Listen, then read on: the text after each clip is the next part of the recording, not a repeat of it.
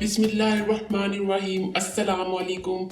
आज हम बात करेंगे 10 ऐसी गलतियां जिनका पीरियड्स में अवॉइड करना बहुत ज़्यादा ज़रूरी है। आइए बात करते हैं। नंबर 1, तो आपको अपना जो पैड है वो हर 5 से 6 घंटे बाद चेंज करना है, क्योंकि बहुत सी ऐसी गर्ल्स होती हैं जिनको इतना फ्लो में नहीं होता, तो वो समझती है कि पैड इतना ख़राब नहीं हुआ तो हम 8 घंटे या 10 घंटे के बाद चेंज कर लेंगे तो कोई मसला नहीं होगा। लेकिन यहाँ समझने की ज़रूरत ये है कि आपका पैड चाहे ख़राब हुआ है या नहीं हुआ, अगर आपको पता होना चाहिए कि मार्केट से मिलने वाली हर चीज़ में केमिकल यूज़ होता है। जब आप पैड को यूज़ करते हैं उस पर लिक्विड आता है, लेकिन जैसे ही आप पैड को अपनी बॉडी के साथ अटैच करते हो या लगाते हो तो उनके उस पैड में मौजूद जो केमिकल्स होते हैं वो आपकी बॉडी के साथ कांटेक्ट में आ जाते हैं। देन आप उसको जब चेंज नहीं करते हो, आप 8 घंटे या 10 घंटे, इससे ज़्यादा टाइम आपका गुजर जाता है, तो उससे क्या होता है कि आपको इन्फेक्शन हो जाते हैं, जिसमें फंगल इन्फेक्शन भी हो सकता है, बैक्टीरियल इन्फेक्शन भी हो सकता है। तो आपको इस चीज़ से अवॉइड करना चाहिए। मिस्टेक नंबर 2 पे बात करें तो बहुत से लोगों का ऐसे कॉन्सेप्ट है, हमारे पास बहुत से ऐसे पेशेंट्स हैं जिनका ये कहना है कि पीरियड्स में आप उस एरिया को वॉश नहीं कर सकते। ये कहना गलत है। अगर आप इस्लाम में देखा जाए तो इस्लाम में भी कहा जाता है कि सफाई निस्फ ईमान है। विदाउट उस एरिया को वॉश किए बिना आप किस तरह से अपने खुद के साथ सेटिस्फाइड हो सकते हैं। एनीवेज, आपको उस एरिया को लाजमी वॉश करना चाहिए, चाहे वो मुस्लिम हो या नॉन मुस्लिम हो। सफाई तो डेफिनेटली ज़रूरी होती है। अगर आप उस एरिया को वॉश नहीं करेंगे, क्लीन नहीं करेंगे, तो डेफिनेटली आपको बहुत से इन्फेक्शंस का सामना हो सकता है। मिस्टेक नंबर 3 पे बात करते हैं। जो आपकी पैंटी होगी वो आपने कॉटन की यूज़ करनी है।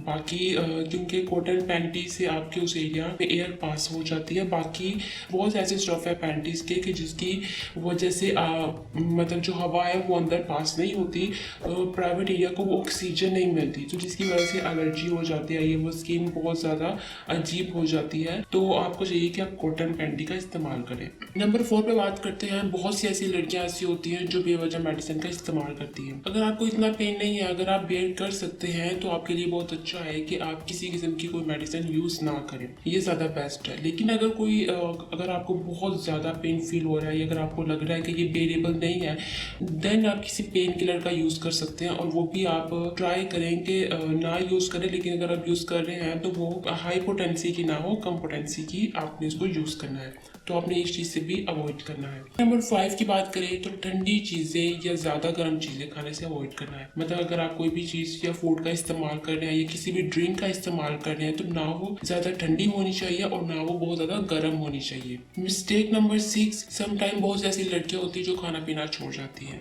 जो कि बहुत ही ज़्यादा गलत है। ऑलरेडी डिस्चार्ज हो रहा होता है, ब्लीडिंग हो रही होती है, तो जब आप प्रॉपर फूड या मील का इस्तेमाल नहीं करेंगे तो आपके अंदर और भी ज़्यादा वीकनेस हो जाएगी, और इसलिए क्या होगा कि सर दर्द रहना स्टार्ट हो जाता है, बीपी आपको बहुत ज़्यादा लो हो जाता है। तो आपने क्या करना है, अपनी चीज़ से अवॉइड करना है और आपने अपना प्रॉपर खाने का इस्तेमाल करना है। नंबर 7, डिप्रेशन और स्ट्रेस से आपने बहुत ज़्यादा अवॉइड करना है। ट्राई करें खुद को किसी काम में बिजी करें या कोई ऐसी एक्टिविटी हो जिससे आप रिलैक्स फील करें।